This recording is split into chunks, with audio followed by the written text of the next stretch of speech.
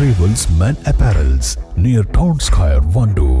വണ്ടൂരിനെ പൊന്നണിയിച്ച് 2 വർഷങ്ങൾ പിന്നിടുമ്പോൾ ഹയ golden diamonds വാർഷികം പ്രമാണിച്ചൊരുക്കുന്നു വമ്പൻ ആനുകൂല്യങ്ങൾ.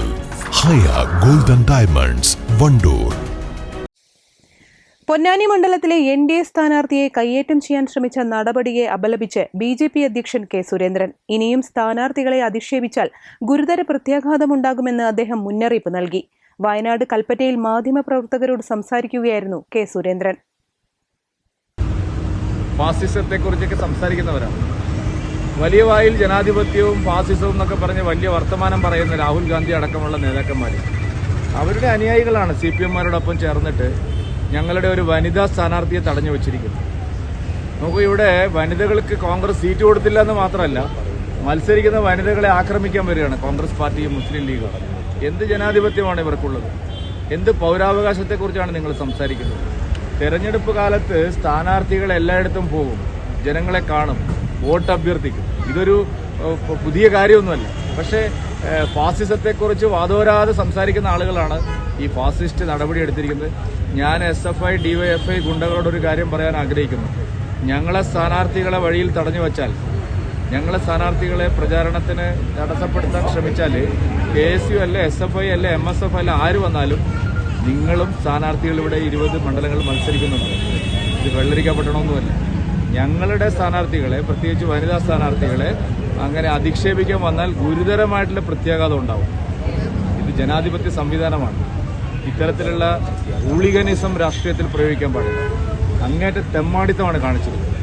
ഒരു വനിതാ സ്ഥാനാർത്ഥിയെ തടഞ്ഞു വെക്കുക, അവരെ ആക്ഷേപിക്കുക, അവരെ തെറി പറയുക. ഒരു കാര്യം നിങ്ങൾ മനസ്സിലാക്കണം, ഈ തടഞ്ഞവരോട്, അവർ ജനിച്ചത് ജയിലിലാണ്. ആ സ്ഥാനാർത്ഥി നിവേദിത സുബ്രഹ്മണ്യൻ ജയിലിലാണ് ജനിച്ചത്.